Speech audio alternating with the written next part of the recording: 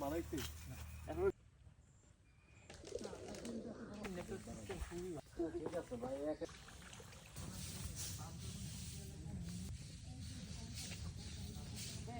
Permission তো মনে আছে বিখ্যাত নুহাশ পল্লী।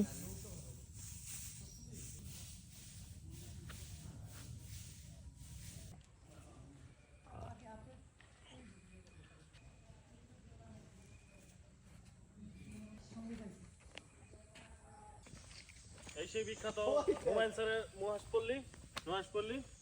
আমরা এখন এখানে আছি। আর এটা তো শালবনের ভিতরে করেছে।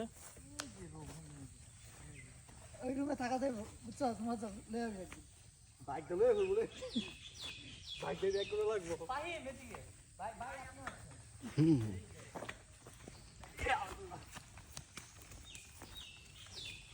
মামুন এনে টাম দিয়ে না বা তাহিয়ে না বাস করে খেলে যাও সামনে একটা মাটির ঘর দেখা যাচ্ছে।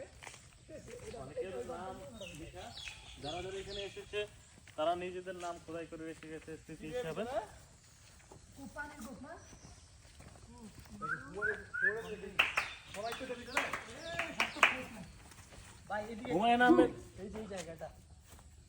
হুমায়ুন আহমেদের বিভিন্ন নাটকে এই ঘরটিকে দেখানো হয়েছে। অনেকে হয়তো দেখেছেন মাটির ঘর, ওনার বিভিন্ন নাটকে পরিচালিত।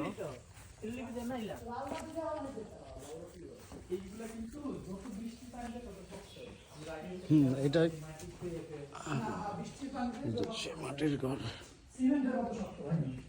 বিভিন্ন নাটকে এই ঘরগুলো হয়তো আপনারা দেখেছেন। অনেকে হয়তো চিনতে পারেন যে এটা কিসের কোথাকার ঘর। মহাশপল্লীর ভিতরেই এই ঘরটা ছিল। এই দেখ পুষ্পা এখানে আসছে, ঠিক আছে।